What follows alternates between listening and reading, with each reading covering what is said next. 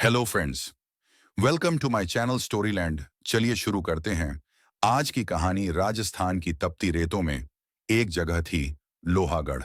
कहते हैं वहां कभी एक समृद्ध शहर था, जहीरा नगर, जो अचानक रेत में समा गया। वहां अब कोई नहीं जाता। वजह? रेगिस्तान की रानी जहीरा। दिल्ली यूनिवर्सिटी का होशियार छात्र अयान इतिहास में रिसर्च कर रहा था। एक दिन लाइब्रेरी में उसे एक पुराना नक्शा मिला, सुनहरी स्याही से बना, जिस पर लिखा था जहीरा नगर, जहां रेत सोना थी और रानी आग। नक्शा देख उसकी दिलचस्पी बढ़ी।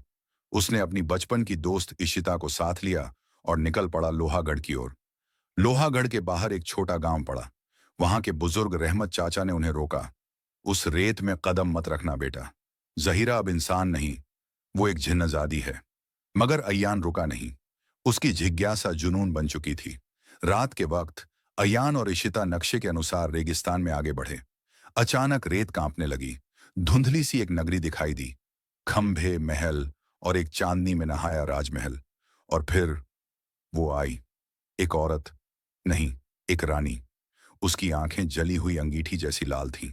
घूंघट के पीछे चेहरा छुपा था, मगर उसकी आवाज, तुमने मेरी नींद तोड़ी है इंसान, अब कीमत चुकाओ। इशिता डर गई, मगर अय्यान उसके सौंदर्य और दर्द में खो गया। जहीरा उन्हें अपने महल में ले गई। वहां उसने अपनी कहानी बताई। मैं जहीरा, इस रेत की रानी थी। एक बार एक बाहरी व्यापारी से प्रेम किया। उसने मुझे धोखा दिया। मुझे जिंदा रेत में दबा दिया गया। मेरी आत्मा जलती रही और मैं बनी जिन्नजादी। अब जो कोई उस खोए हुए शहर को खोजता है, जहीरा उसकी आत्मा कैद कर लेती है। मगर जहीरा को अयान में अपने उस धोखेबाज प्रेमी की छाया दिखी। पर अयान अलग था। वो जानना चाहता था, समझना चाहता था। दोनों के बीच एक अजीब सा जुड़ाव बनने लगा।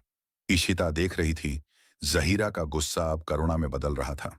इशिता को समझ आ गया कि जहीरा इंसानी शरीर चाहती है, मुक्ति के लिए।